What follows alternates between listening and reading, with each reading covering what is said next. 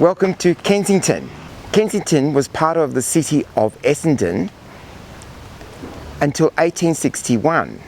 It later split to form the borough of Flemington and Kensington in 1882. In 1858, the stockyards were completed and a year later started trading. Kensington was known very much for its stockyards. They're pretty smelly as well, from what I can remember. Yeah, pretty fruity if you were coming past Racecourse Road especially. You'd block your nose and wind up your car window. Kensington was the home of abattoirs, and following 1858, many tanneries known as fellmongery, place where they would do tanning, so they would dry sheep's wool and skins. Kensington was once the home of Victorian stockyards. Originally they were near Victoria Market in the city. Behind me is the Kensington railway station. The signal box was opened in 1897, platform 1 was opened up in 1888, and platform 2 was opened up in 1905. So from this point, we're going to take you on a tour around Kensington and show you some of the architecture and show you some of the industry that was around in this area. So come along and follow us today.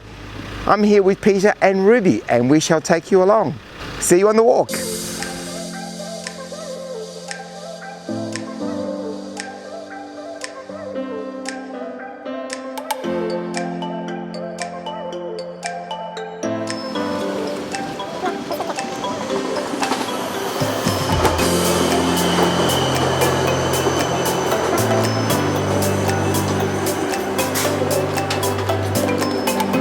Afternoon everybody, Peter here.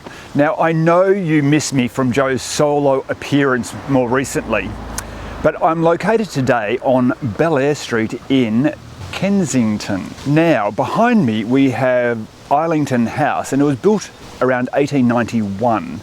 It's fallen into a little bit of disrepair, but you can still see the grandness of the structure. The house behind me features in the Sullivans. The Sullivans is a Crawford production produced in the early 70s. Now there's hundreds and hundreds of episodes, so you'll probably have to scour them all to find this obscure house. So I wouldn't be bothered if I was you.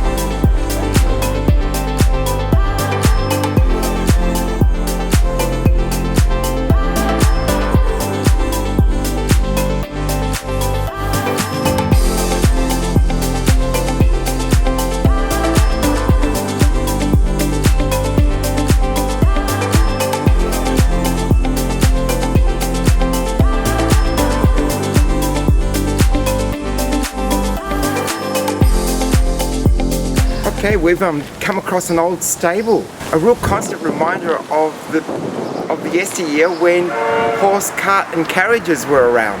Converted into contemporary accommodation.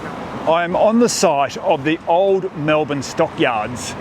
These yards operated for around 130 years and closed in 84 to be exact. So stockyards, you know, that's sheep, cattle and all the produce that comes from that. So some people worked many years here in this particular industry. We also have a clock that you may see in the distance, and that was the clock to indicate to people when the various auctions were taking place. So when I mentioned earlier about the smell of this place and the stench when we would drive by, and my dad was driving when we were teenagers, that excrement would have been removed and eventually it found its way into the Maribyrnong River.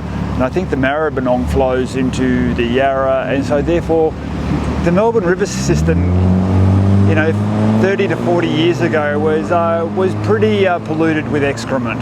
Not a good look. By 1888, almost 500,000 animals passed annually through the Newmarket sales, In the 20th century, it became the world's biggest livestock auction market. Associated industries created many jobs.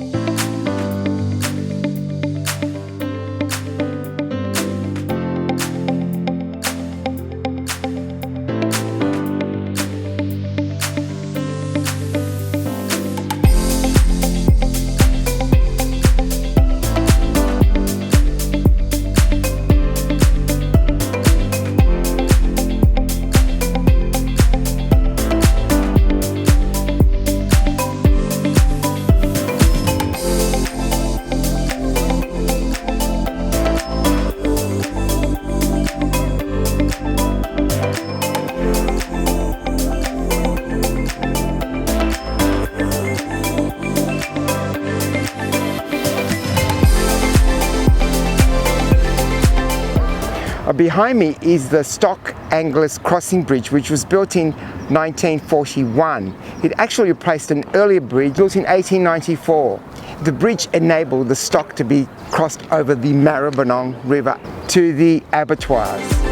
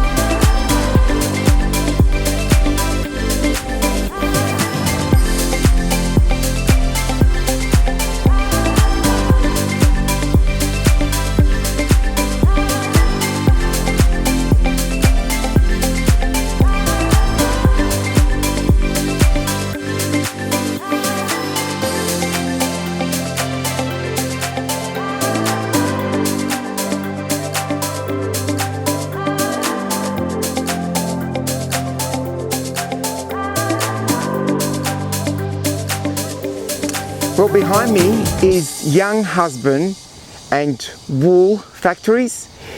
These were built in the 1900s and it actually has its own siding. So it would have been quite a busy place here that you see. So Ruby and Peter, we have come to the end of our walk around Kensington. One can appreciate the huge expanse of this area when it was the stockyards and the amount of activity of cattle and sheep that went through this area. These walks are all available on walking maps if you do a Google search, and there is a walk you can do around the vicinity of the architecture as well as all the stockyards that we've just walked through. Without further ado, we're signing off and we look forward to seeing you on our next adventure. Bye folks.